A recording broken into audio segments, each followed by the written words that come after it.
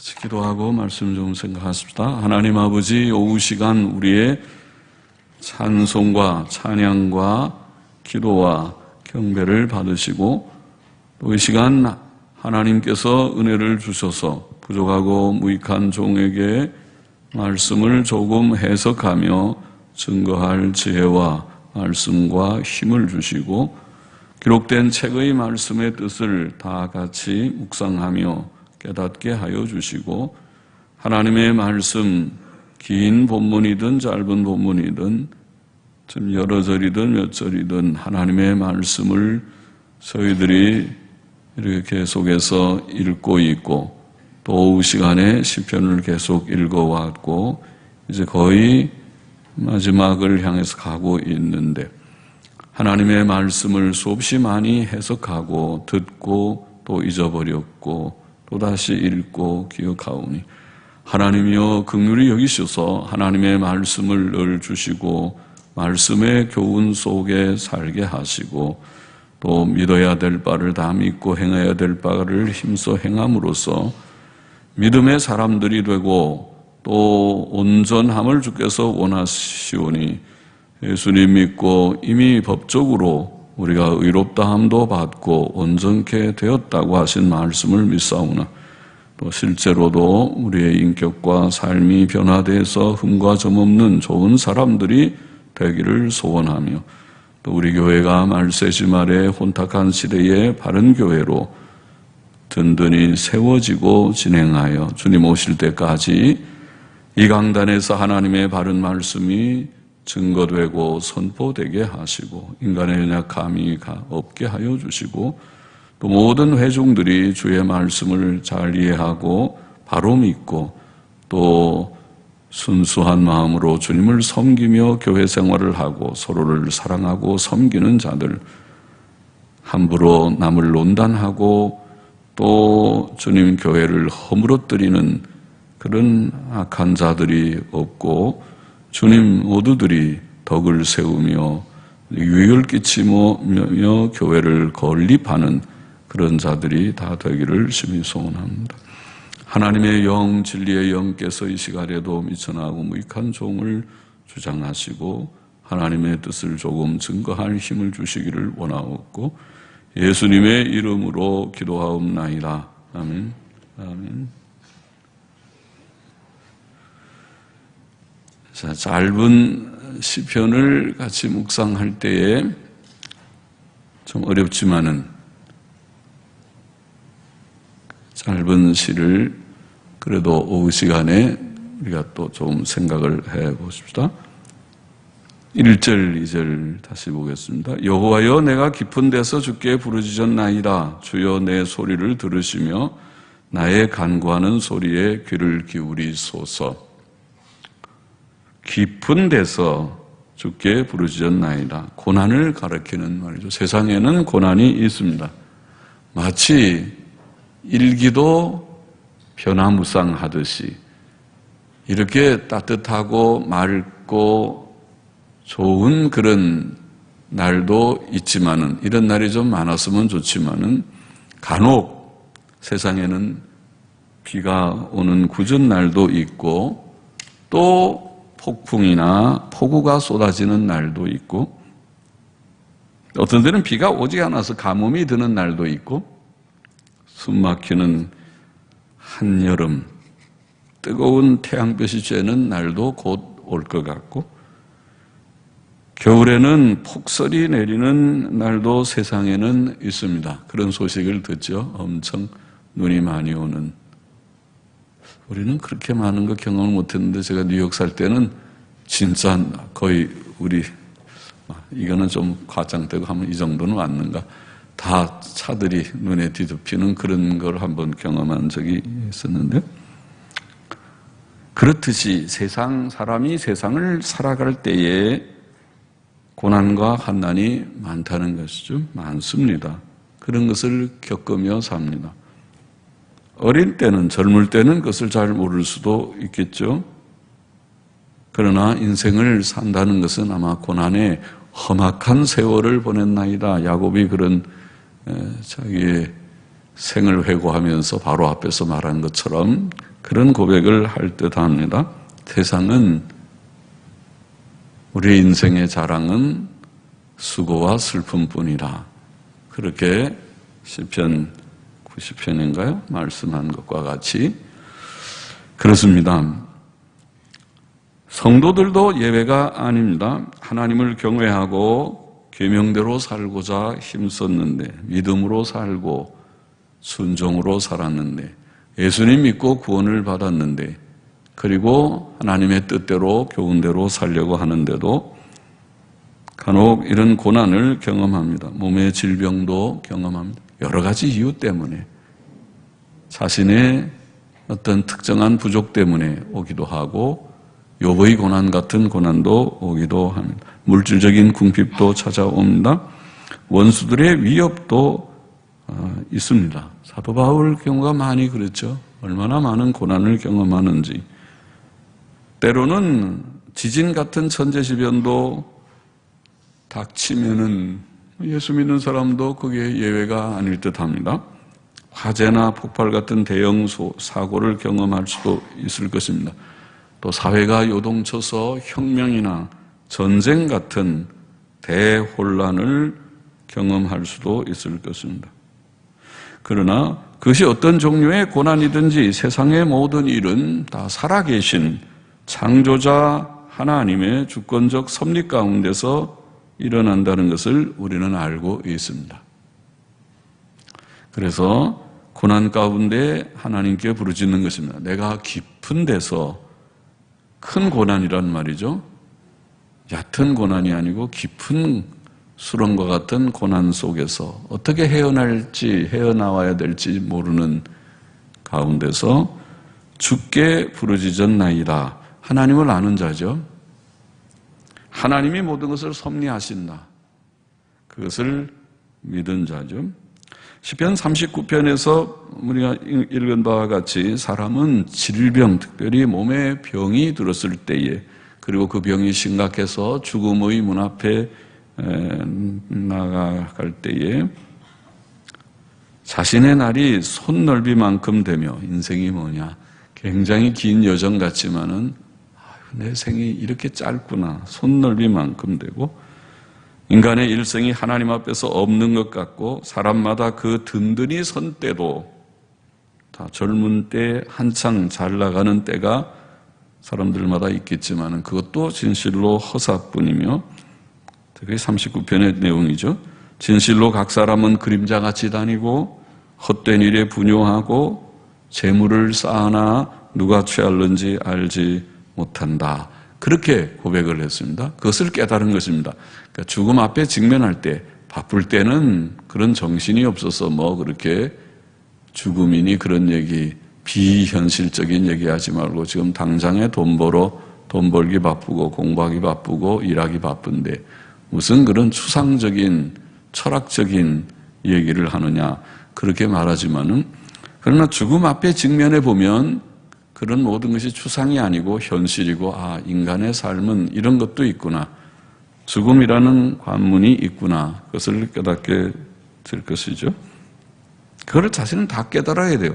못 깨닫는 사람이 어리석은 사람이라고 했습니다. 다 깨닫게 되어야 할 것입니다. 우리 성도들은 다 깨달은 자인 줄 압니다. 다윗은 시편 39편을 쓰면서 인생의 삶의 허무함을 깨닫고, 그가 거기 7절인가에 보면은 내가 이제 소망을 둘 것은 하나님밖에 없습니다. 내가 무엇을 바라리요? 누구를 바라리요? 나의 소망은 오직 주께 있나이다. 그렇게 고백하죠. 그래서 하나님을 아는 자는 그렇습니다. 어떠한 고난, 죽음의 문 앞에 선 질병을, 몸이 아파서 죽을 지경이라도 하나님을 앙망하고 하나님께 소망을 둡니다. 시편 107편을 우리가 읽을 때에 거기에 저자는 사람이 고난 가운데서 근심 중에 하나님께 부르짖는다, 그런 말을 여러 번 했습니다. 107편 13절에 보면 이에 저희가 그 근심 중에 여호와께 부르짖으며, 19절 28절에도 같은 말을 반복했습니다. 근심 가운데서, 고난 중에서 근심이 꽉 차서 걱정이 많으면서, 인간이니까 그렇죠. 그래서 고난 중에 근심 안 할 자가 누가 있어요? 우리 학생들은 학교 문제 때문에 근심하고 걱정이 많고 마음이 무겁고, 조금 이제 대학 졸업하면 취직이 안 돼서 걱정이 많고, 결혼 연령 되면 좋은 사람이 안 나타나서 걱정하고, 이제 여러 가지 연령층에 맞춰서 걱정이 많죠. 그래 근심 가운데서 부르짖었다고 그렇게 표현했습니다. 사람이 고난 중에 하나님께 부르짖어 기도할 수 있다는 것은 그가 창조자, 섭리자 하나님을 알기 때문이죠. 하나님 모르는 사람은 기도 안 하고 자포자기하고 큰 고난 가운데서 자포자기하거나 도리어 허랑방탕하게 에이 되는 대로 살자, 그냥 이래도 저래도 그냥 죽지 못해 사는 것이니까 그냥 그럭저럭 산다고 아무렇게나 살지도 모르겠어요. 하나님을 아는 사람은 그렇게 살지 않고 하나님 앞에 무릎을 꿇고 기도합니다. 오늘 본문에서 시편 저자는 여호와여 내가 깊은 데서 주께 부르짖었나이다. 주여 내 소리를 들으시며 나의 간구하는 소리에 귀를 기울이소서. 하나님께서 들으시겠죠.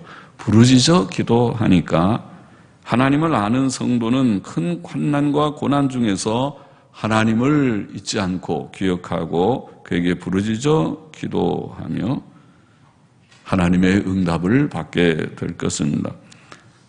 살아계신 전능자 하나님께서 우리의 기도를 들으실 것입니다. 우리가 기도하고 기도의 응답을 받는다는 것은 성도의 큰 특권입니다. 하나님을 체험하는 또 기회가 왔습니다. 그런 것입니다. 고난은 그것은 쓴 과정이지만은, 괴로운 과정이지만은, 그러나 하나님을 체험하는 또 하나의 과정입니다. 3절에 보면 여호와여 주께서 죄악을 감찰하실진대 주여 누가 서리이까. 사람은 고난 중에 자신의 부족과 죄를 깨닫는다는 말이죠. 왜 갑자기 고난 얘기하다가 죄 얘기가 나옵니까? 본인도, 시편 저자 본인도 그렇게 깨닫고 있다는 것이죠. 성도가 그렇습니다. 하나님을 아는 자들이 특별히 그렇습니다. 고난은 우리의 부족과 죄에 대한 하나님의 징책이라는 것은 대부분의 사람들이 양심적으로 아는 사실입니다. 성도는 더욱 그렇습니다. 우리가 시편 119편에서 읽었죠. 시편 저자는 고난당하기 전에는 내가 그릇 행하였더니 이제는 주의 말씀을 지키나이다 그랬죠. 그러니까 고난이 그에게는 약인데 자기의 죄를 깨닫는, 내가 그릇된 길로 가고 있구나, 그걸 깨닫는 그런 약이었습니다. 깨닫게 했습니다.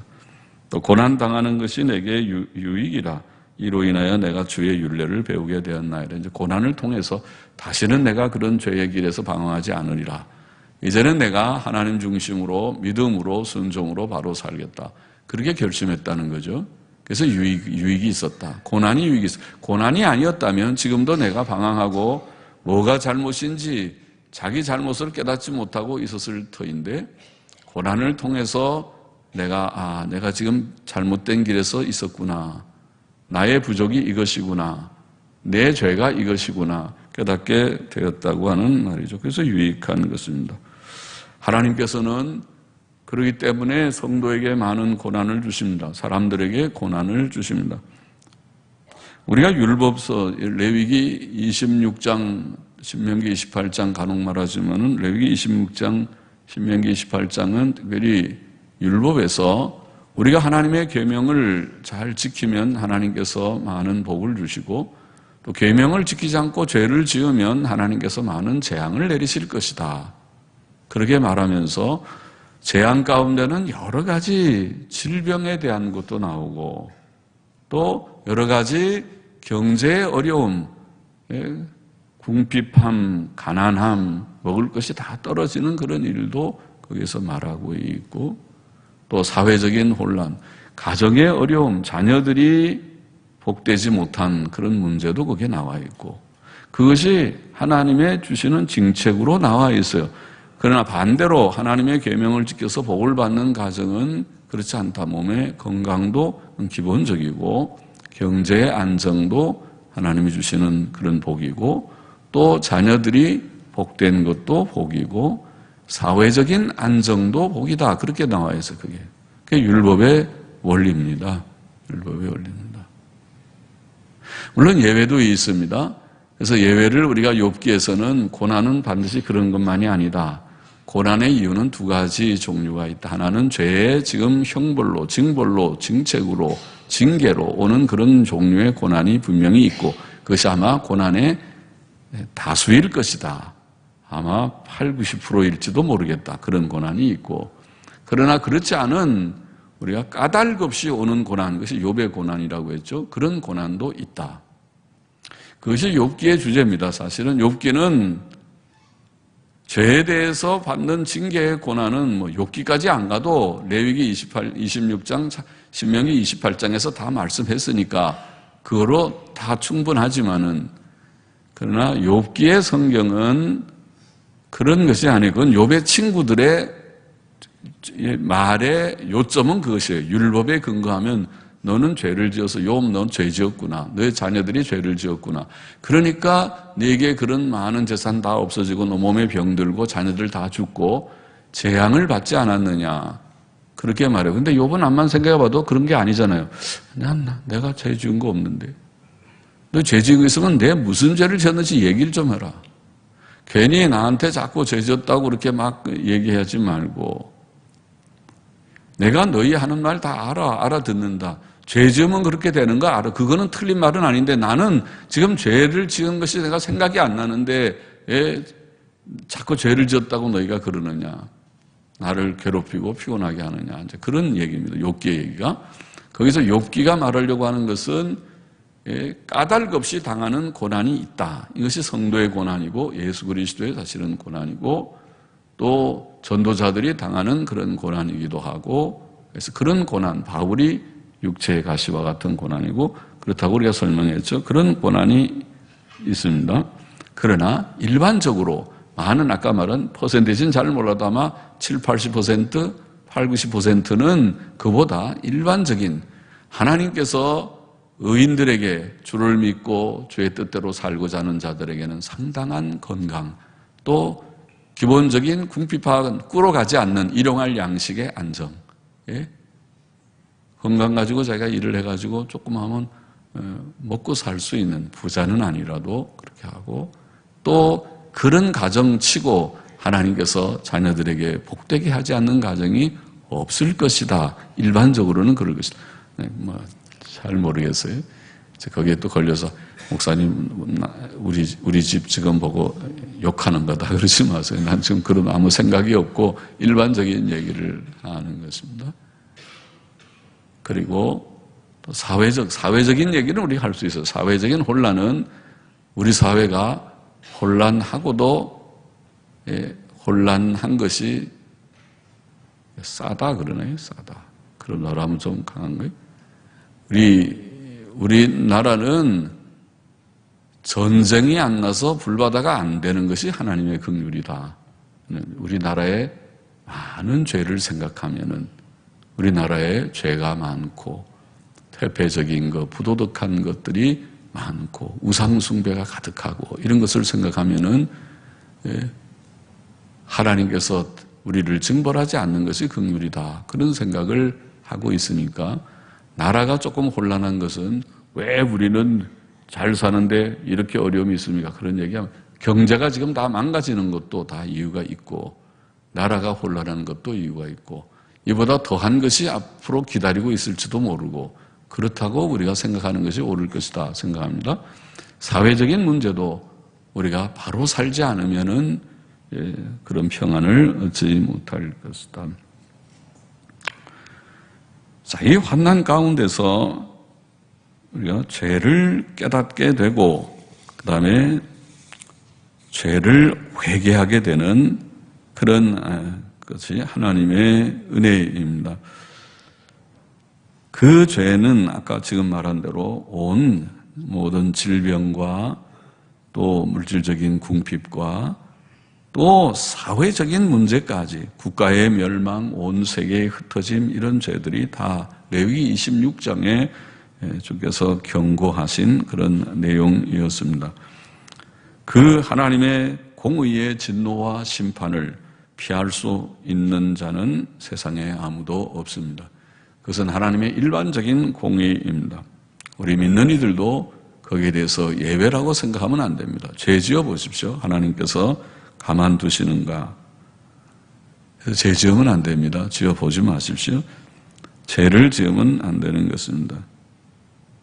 예레미야는 유다 나라가 범죄함으로 바벨론에 의해 멸망했을 때에 예레미야 애가 4장에 보면은 그는 슬픔의 글을 쓰면서 이전에는 우리의 자녀들이 시온의 아들들이 정금과 같이 보배로웠지만은 지금은 토기장이에 만든 질 항아리 같이 되었다.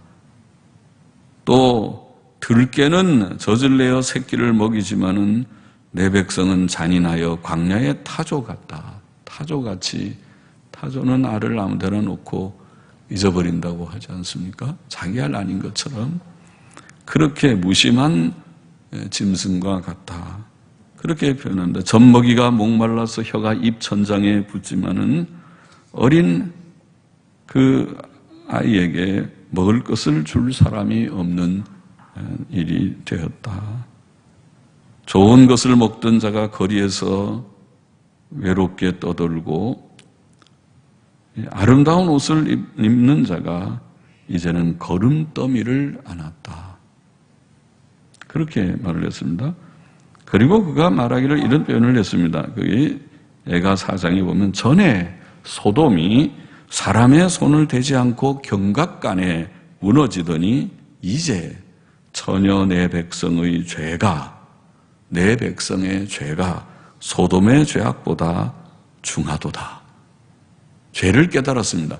그러니까 예루살렘이 멸망하고 유다가 멸망하고 예루살렘 성이 황폐하게 되었을 때, 지금 이 지경이 되었을 때 먹을 것이 다 떨어지고 그 예레미야 애가 4장의 거의 그 부분에 가면은 그 부분인가 어디 중간에 가면은 너무 배가 고파서 여인들이 자기가 낳은 자식을 삶아 먹었다 그랬어요. 끔찍한 얘기죠. 먹을 것이 없고 배가 너무 고파서 전부 미쳤습니다. 제정신이 아니죠.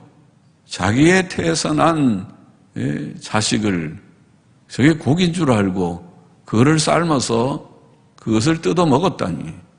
그 실제로 일어난 일이라고 성경이 말하고 있고 에가서도 그렇게 말하고 있어요. 이런 참혹한 비극이죠. 이런 비극이 하나님의 백성에게 일어났습니다. 이방인이 아니고. 그러니 우리가 죄 짓지 않는 것이 다, 죄 지으면 고난이 있을 수 있고 또 그러나 이제 고난 가운데서 죄를 깨닫는 그런 일도 물론 있을 수 있죠. 4절 오늘 본문 보십시다. 그러나 사유하심이 주께 있음은 주를 경외케 하심이니이다. 나 곧 내 영혼이 여호와를 기다리며 내가 그 말씀을 바라는도다. 파수꾼이 아침을 기다림보다 내 영혼이 주를 더 기다리나니 참으로 파수꾼의 아침을 기다림보다 더하도다. 이스라엘아 여호와를 바랄지어다. 여호와께서는 인자하심과 풍성한 구속이 있음이라. 저가 이스라엘을 그 모든 죄악에서 구속하시리로다. 이게 130편에 지금 그 말하려고 하는 중요한 내용은 사실은 지금 읽은 이 4절부터 8절에 나와 있는 내용이라고 생각합니다. 고난 가운데서 그가 부르짖었고 고난 가운데서 자신의 죄악됨을 깨달았는데 그것만 있다면은 우리가 소망이 없죠. 고난도 받고 고난 중에서 죄를 깨닫는 것 가지고는 아무런 우리에게 해결이 되지 못하는데, 그런데 여기에 4절 이하에 시편 저자가 지금 고백하는 이 말씀이 사유하심이 하나님께 있다. 지금 하나님의 말씀을 파수꾼이 아침을 기다림과 같이 보초 쓰는 사람이 밤새도록 보초를 쓰고 빨리 동의 좀 터오면 좋겠다. 그래야 이제 보초 교대를 하든지 보초 그만하잖아요. 너무 피곤해서 이제 빨리 아침 되면은 내가 들어가서 좀 푹 자고 싶다. 눈이 빠지게 기다리는 것과 같이 무엇을 기다린다는 말입니까? 하나님의 말씀을 지금 기다린다고 표현했는데 그 하나님의 말씀은 바로 긍휼의 말씀입니다. 네 죄를 내가 사하노라. 내가 죄를 지어서 지금 이렇게 깊은 데 떨어지고 고난 가운데 떨어져 있지만은 내가 네 죄를 용서하노라. 회복을 이제 곧 하라. 회복하게 될 것이다. 이런 말씀, 하나님의 긍휼의 말씀, 죄 용서의 말씀을 눈 빠지게 기다린다는 말이죠. 물론 금방 하나님께서 선언하지 않으시는 것도 은혜죠. 금방 하면은 그 다음에 너무 쉽게 생각하겠죠. 또 죄 짓고 금방 하나님 용서해 주겠지 그러겠죠. 그래서 그렇게 하나님께서 금방 안 하셔요. 이스라엘의 역사를 보면 그들이 죄 지으면 하나님께서 징벌하시고 그것이 오래 걸려요. 여러 해의 고난을 그들이 경험하면서 그리고 그들이 철저히 회개하고 주께로 돌이킬 때에 하나님께서 긍휼을 베푸시고 깨닫는데도 시간이 물론 걸렸겠지만은 그렇게 좀 시간이 걸렸습니다. 그처럼 그러니까 그런 거 몇 번 경험하면은 그 다음에 아주 인생의 삶이 다 흐트러져 버릴 것입니다. 그래서 많이 경험하면 안 돼요. 한번 그런 일이 있으면 깨닫고 다시는 그런 일이 없도록 하는 것이 좋을 것입니다. 이제 그런 사실은 교훈을 우리가 받아야 될 것입니다. 그래서 깊은 고난 가운데서 하나님 앞에 간절히 하나님의 긍휼을 구하는 그것이 교훈이고 해결책입니다. 그 하나님의 긍휼 때문에 이제 우리가 다시 회복하게 된다는 것을 말씀하고자 하는 것이죠. 하나님께는 죄의 사유하심이 있고 거기에 죄인들의 피할 길이 있고 또 소망이 있는 것입니다. 만일 긍휼의 하나님이 아니시라면 우리의 죄에 대해서 징벌하시는 공의로운 하나님만 우리가 알고 있었다면 소망이 없었겠죠. 그러나 하나님께서 긍휼로 우리의 모든 부족과 허물을 용서해 주신 것을 알기 때문에 하나님께 소망을 두고 나아가 부르짖고 또 하나님의 은혜를 체험하게 된다는 것을 말하는 것이죠. 우리가 하나님의 용서를 체험할 때에 하나님을 경외하게 된다. 물론 그 용서는 하나님의 심판과 더불어 체험하는 거지만은 용서를 한다는 것은 하나님의 무서운 심판에 대한 그런 지금 고난을 체험하기 때문에 하나님의 은혜를 구하는 거 아니에요? 그러니까 하나님이 용서하지 않으면 우리는 끝난다. 이 고난 가운데서 죽고 만다. 멸망하고 만다고 하는 그 사실도 아울러 체험하지만 체험하면서 하나님의 공의도 체험하고 하나님의 긍휼도 체험하면서 하나님을 알게 되고 그럴 때에 하나님을 경외하게 된다. 오늘 이 말씀 보면 그렇게 표현하죠. 사유하심이 주께 있으면 주를 경외케 하심이니이다. 그렇게 표현합니다. 그러니까 사유하심 전에는 이미 깊은 고난, 심각한 고난을 지금 겪고 있어요. 그래서 그 하나님이 두렵습니다.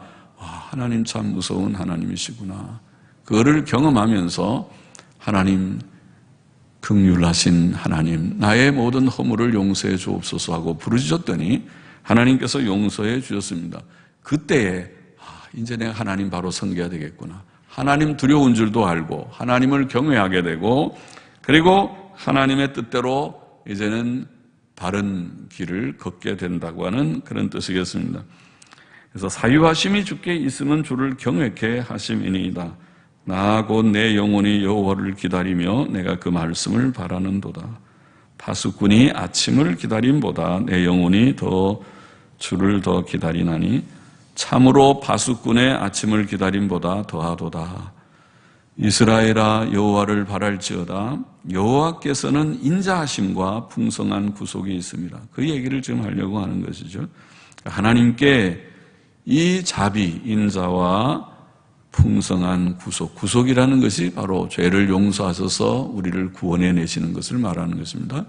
그래서 구속, 우리를 구원하심이 하나님께 있기 때문에 이스라엘아 하나님을 바라라고 그렇게 지금 말을 하고, 저가 이스라엘을 그 모든 죄악에서 구속하시리로다, 그렇게 지금 말씀을 한 것입니다.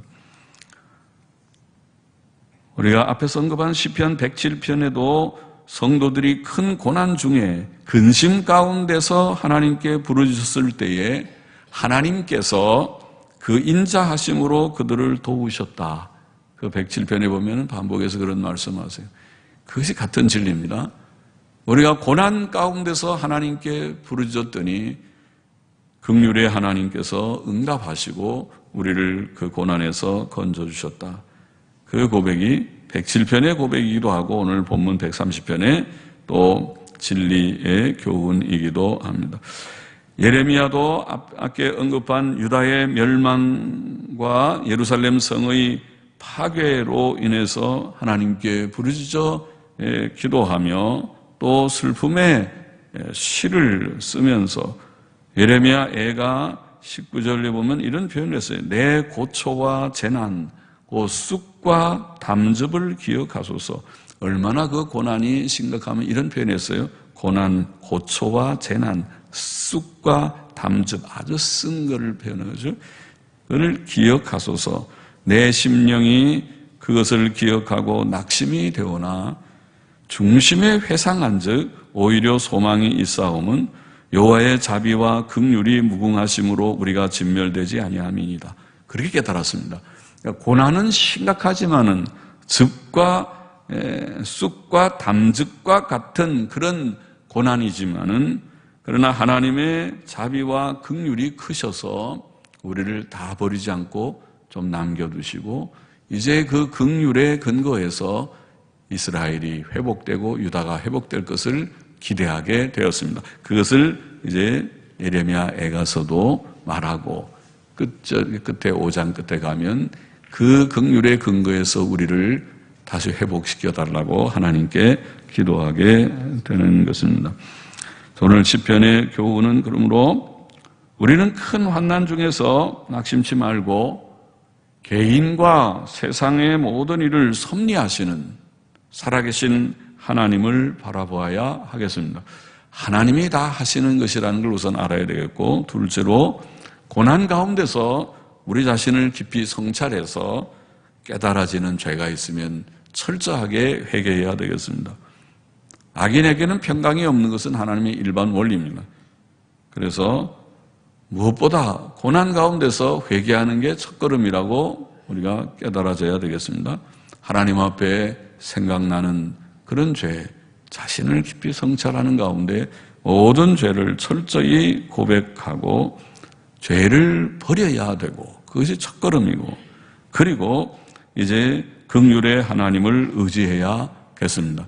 하나님은 우리를 때리는 것이 목적이 아니고 때리는 것은 한 과정이고, 고난을 우리에게 주시는 것도 하나님이 하시는 거지만은 그건 한 과정이고, 하나님의 본심은 우리를 회복시키는 데 사실은 있다. 그래서 하나님의 긍휼을 의지하고 하나님께로 나아가서 하나님, 나의 부족을 사하여 주옵소서. 사유하심이 주께 있습니다. 나아가서 용서를 구하고 하나님이 우리의 혹 부족과 연약을 씻어주시고 우리를 회복시켜 주실 것이다. 회복시키는 것이 하나님께 있다. 이스라엘을 구속하시는 것이 하나님의 손에 있다. 그것을 오늘 본문은 증거하고 있고, 또 우리가 이미 예수님 믿는 사람들은 다 그것을 상당히 체험한 자들이지만은 그 하나님의 은혜를 잊지 말고 늘 주께로 가까이 나아가야 하겠습니다. 기도하십시다. 하나님 아버지, 세상에는 많은 고난이 있고 이 고난이 많은 경우에 우리의 부족과 연약 때문에 옴을 저희들이 알고 있습니다. 아버지 하나님, 고난 가운데서 자신을 성찰하고 또 고난의 그 이유가 무엇이고 원인이 무엇인지를 잘 살피고 철저히 하나님 앞에 회개할 바가 있으면 회개하고 고백하고 그것을 떠나게 하여 주시옵시고, 그리고 하나님의 긍휼을 의지하고 구하여 또 하나님께서 회복시키시는 도우심을 체험하라고 교훈하고 있사오니, 아버지 하나님, 그렇게 함으로써 이 험하고 복잡한 세상이지만은 하나님이 우리와 함께 하심을 시시때때로 체험하면서 승리의 생활을 하는 저와 우리 모두가 되게 하여 주옵소서. 감사하며 예수님의 이름으로 기도하옵나이다. 아멘.